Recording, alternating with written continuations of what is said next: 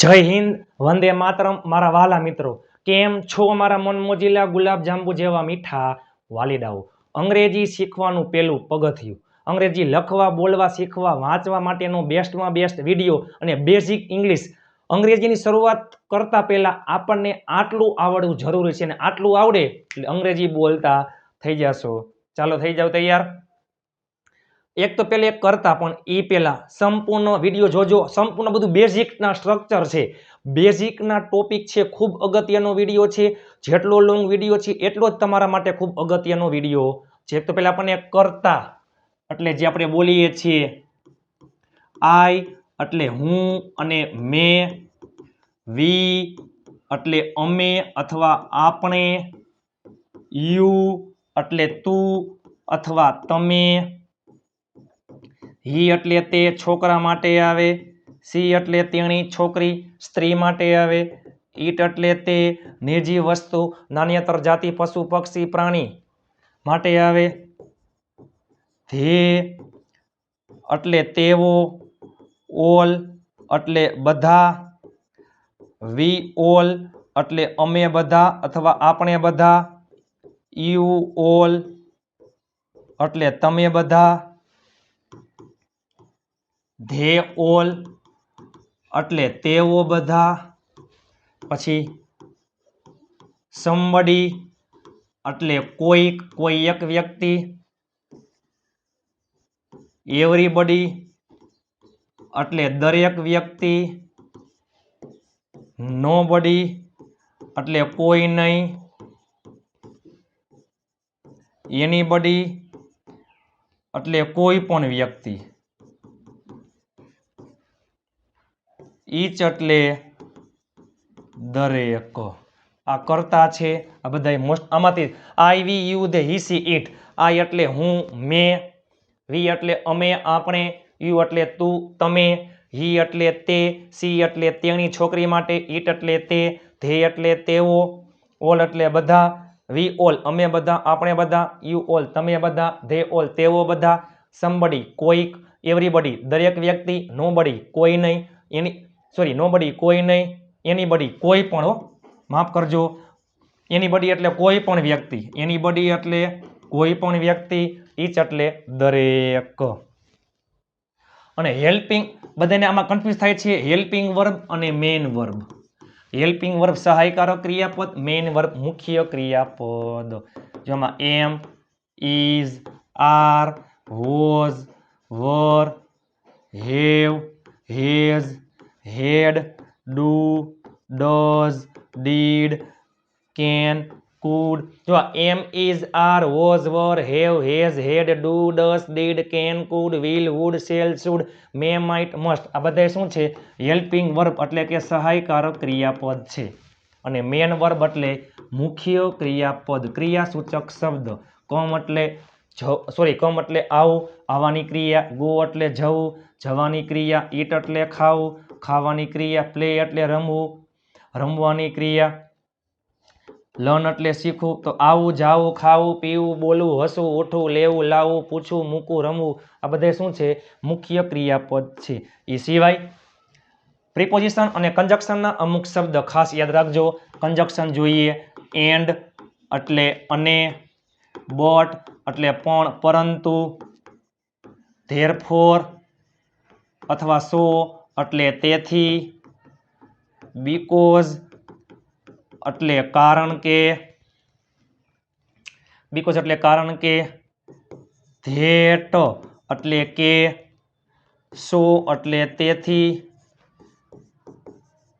So that એટલે જેથી, પછી આઈધર ઓર બેમાંથી એક, નાઈધર નોર બેમાંથી એકેય નહીં,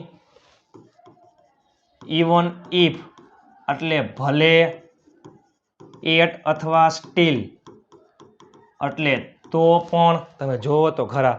પછી વાત કરીએ પ્રિપોઝિશન, તો ઓન એટલે ઉપર, અને વારના નામની આગળ ઓન આવે છે। ચોક્કસ તારીખમાં ઓન આવે, ઓન ઉત્તરાયણ ફિક્સ હોય 14 તારીખ, ગાંધી જયંતિ 15મી ઓગસ્ટ, 26મી જાન્યુઆરી, શિક્ષક દિવસ, નાતાલ, ચિલ્ડ્રન ડે, આ બધામાં શું આવે? ઓન આવે। ઇન એટલે માં, ઋતુમાં, મહિનાના નામમાં, ઋતુમાં, દિવસના ભાગમાં, બધામાં શું આવે છે? ઇન આવે છે.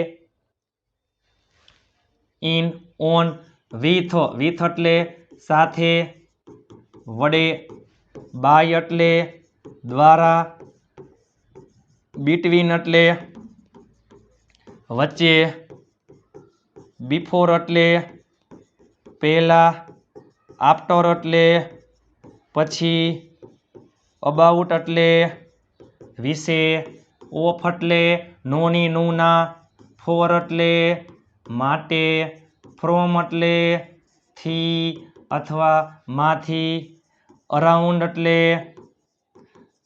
આજુબાજુ, લગભગ, એઝ ફાર એઝ એટલે જ્યાં સુધી, સિન્સ ચોક્કસ સમયમાં આવે છે. સિન્સ એટલે કોઈ ચોક્કસ સમયથી, ફોર સમયગાળા માટે આવે અને ફોર એટલે માટે થાય. નિયર એટલે બાજુમાં, બિસાઇડ એટલે બાજુમાં અને બિસાઇડ્સ એટલે તદુપરાંત, એક્સેપ્ટ એટલે સિવાય. આ શબ્દ ખાસ અગત્યના છે, યાદ રાખજો મારા વાલા. એ સિવાય WH સૌથી વધારે અગત્યનું આ છે WH. અંગ્રેજીમાં વાતચીત કરવા માટે જે શબ્દ હોય છે તે આ મોસ્ટ ઇમ્પોર્ટન્ટ છે. આટલા શબ્દ આવડે એટલે અંગ્રેજીમાં વાત કરતા આવડી જાય. હુ એટલે કોણ, હુ ઓલ એટલે કોણ કોણ, વોટ એટલે શું, વોટ ઓલ એટલે શું શું. તમારા માટે તનતોડ મહેનત કરીને બીમાર હોવા છતાં પણ વિડીયો બનાવ્યો છે.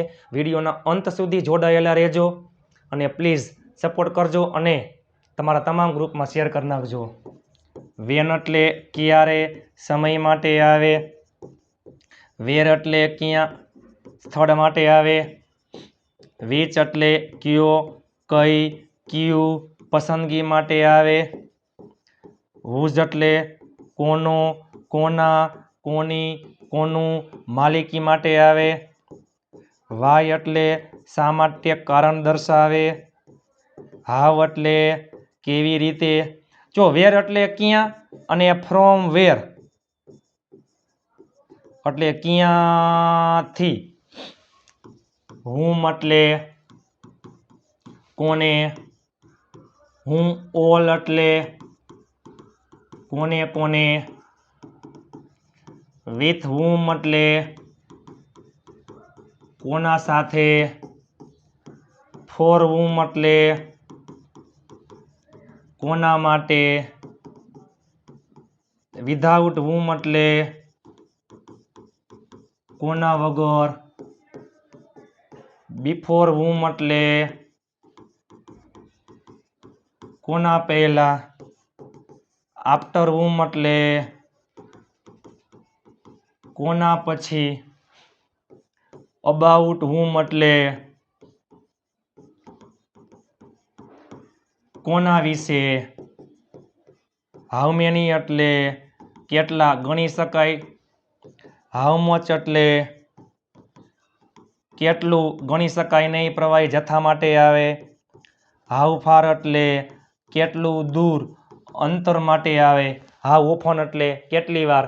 હાઉ સ્મોલ કેટલું નાનું. હાઉ બિગ કેટલું મોટું. હાઉ ઓફન કેટલી વાર. સિન્સ વેન ક્યારથી. WH ખાસ અગત્યના છે મારા વાલા. ચાલો એના પછી જોઈએ આપણે બે સ્ટ્રક્ચર જોઈએ આપણે. એક પહેલે જોઈએ લેટ, પછી આવે કર્મ વિભક્તિ હંમેશા મૂળ ક્રિયાપદ અને એક છે લેટ્સ પછી મૂળ ક્રિયાપદ. આનો અર્થ થાય કોઈ કામ કરવા દો અને આ થાય ચાલો. અહીંયા આવે છે કર્મ વિભક્તિ. મને ચલો મને જવા દો, લેટ મી ગો. મને આવવા દો, લેટ મી કમ. મને ખાવા દો, લેટ મી ઈટ. મને પૂછવા દો, લેટ મી આસ્ક. મને વાત કરવા દો, લેટ મી ટોક. મને બેસવા દો, લેટ મી સીટ. મને વિચારવા દો, લેટ મી થિંક. મને લખવા દો, લેટ મી રાઇટ. મને મદદ કરવા દો, લેટ મી હેલ્પ. મને કામ કરવા દો, લેટ મી વર્ક. મને વાંચવા દો, લેટ મી રીડ. મને યાદ કરવા દો, લેટ મી રિમેમ્બર. મને ક્રિકેટ રમવા દો, લેટ મી પ્લે ક્રિકેટ. મને તમારી ગાડી ચલાવવા દો, let me drive your car. મને ટીવી જોવા દ્યો, લેટ મી વોચ ટીવી. એટલે આ અગત્યનું છે. અંગ્રેજીની શરૂઆત આવા વાક્યથી કરાય, આવા દ્યો, જાવા દ્યો, ખાવા દ્યો. અને લેટ્સ પછી મૂળ ક્રિયાપદ એટલે ચાલો. લેટ્સ ગો, ચાલો જઈએ. ચાલો ખાઈએ, લેટ્સ ઈટ.